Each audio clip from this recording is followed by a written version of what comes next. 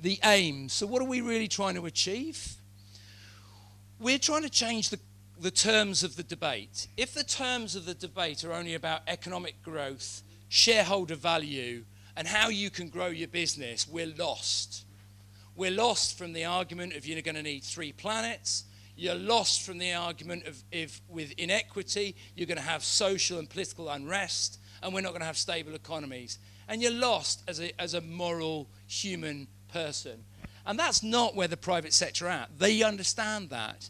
They just struggle with some of the incentives and tensions they have to get there. So we're trying to change the terms of the debate. And by the way, these bits in red is David Bright's words. They're not organisationally signed off. So I will take no responsibility for any of that after this meeting. So I've highlighted, because this is about 4 years old now, and we've actually moved on a bit. Secondly, we want to change the policies and practices of core business operations in 2 sectors, agriculture and finance. You've heard about new business models. Fantastic little phrase, isn't it? New business models. Yeah, new business. Has your project got new business models in it? You know, it sounds like the latest buzzword. What it's about is power. And that's the new word I want to bring into the room. We've talked about facilitating brokering, but people come to the table with power. And the theory that sits behind Oxfam's work is we deal with the power of marginalised women and other marginalised producers, workers in markets, the markets they found. We are trying to increase their power. So we come with an agenda. We want to change the power dynamics. That's with government and with private sector.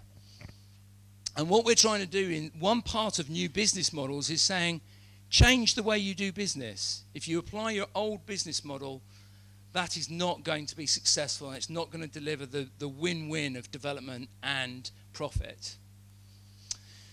Thirdly, we want to facilitate the development of an equitable and healthy local private sector. This debate around private sector so often goes to the top. It's so often a conversation about Unilever, so often a conversation about Walmart or Sainsbury's. But the reality that we face are companies like Katani in Tanzania, Ambrosia in Ethiopia, Alpina in Colombia, Sandals in Jamaica. Much, even though in their context they're big businesses and they're important, these aren't global players. That's our reality. And most of the private sector we are engaging in is at that level.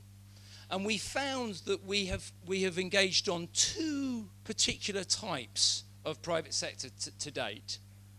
One is buyers, retailers, FMCG companies, trading companies that particularly buy agricultural produce. Secondly, service providers, banks, cooperative finance institutions, seed companies. So they're either a service provider or a buyer. That has been the companies we've primarily worked in.